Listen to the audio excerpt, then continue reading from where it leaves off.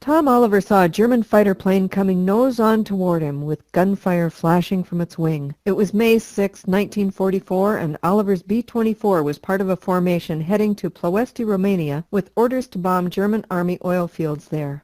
The crew returned fire, and the German FW-190 ducked under Oliver's plane and went down trailing smoke. Oliver's crew completed the mission, but shortly after bombs away, Oliver noticed smoke coming from the No. 3 engine and the prop governor hanging by one bolt. The drag and vibration slowed the plane to the point it couldn't keep up with the group. But salvation, so to speak, came from above.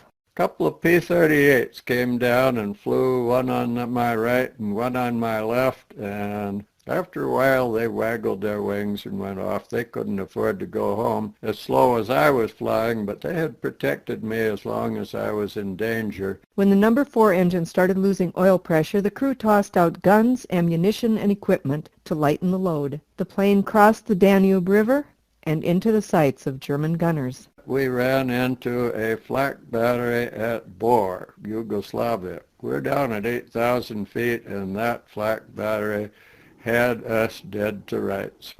A burst of gunfire set the No. 2 engine on fire, and Oliver's crew told him the bomb doors looked like the tops of salt shakers. Well, at that point, you don't scratch your head wondering what to do. You know what to do. I hit the bailout bell. I said, bail out, very urgently on the interphone, and took another look at the burning engine. Didn't look a darn bit better. Oliver held on to the controls until his crew had jumped out, and then? Then I bailed out, and I thought to myself as I tumbled through the air, you know, even if the chute does not open, I'm not any worse off than I was in that airplane. But the chute did open. As Oliver drifted to the ground, he watched the plane crash. There was a big fireball. Cecil B. DeMille never did anything more spectacular. And after the fire died out, there was a big black spot on the ground.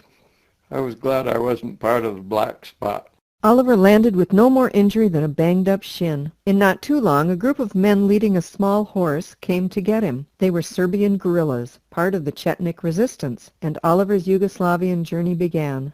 In the dark of night, 6 guerrillas with guns slung over their shoulders rode on horseback in single file, with Oliver taking center position. About all you hear is the jingling of the horse's harness. The only light is the moonlight. I kind of pinched myself and I said, what am I doing here in the middle of a black and white Class B movie? The men traveled until they arrived at a small village where Oliver reunited with his crew. There they stayed for about a month before deciding it would be safer to move on. During that trek, Oliver remembers hearing the sound of American planes flying by. You'd see all the B-24s going overhead in good formation, and sometime later they'd come back in a more ragged formation. Of course, they'd been to Ploiești. And after they came back, we could kind of figure there'd be another 2 or 3 B-24 crews join us on the ground in Yugoslavia. Eventually, there were about 150 Americans on the ground. Oliver and another fighter pilot decided to try to get word out to the 15th Air Force in Italy. They devised a slang code to throw off any Germans who might be listening. Oliver called himself Mudcat Driver and said, "Shoot us some workhorses." And the message was picked up by a Royal Air Force signal squadron. When they got this weird message, they thought it had obviously been sent by somebody who had been overseas for too long. But the weird message got through, and the workhorses came. One night around midnight, we saw the marvelous profile of a C-47 up overhead, and 3 parachutes dropped out of it, and this was the OSS team that was going to arrange the evacuation.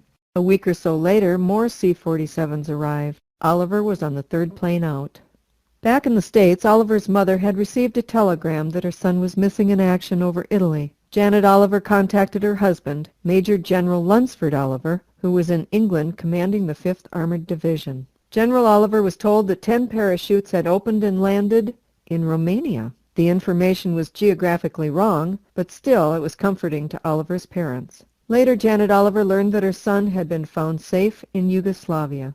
And she wrote my father and she said, how in the world did that kid get all the way from Romania into Yugoslavia?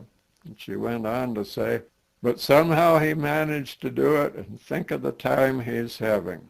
I thought my mother was a very brave lady. Instead of poor Tom down behind enemy lines, she said, think of the time he's having. Tom Oliver's story, told in his own voice, will soon be available on sdpb.org. For South Dakota Public Broadcasting, I'm Vicki Wicks in Rapid City.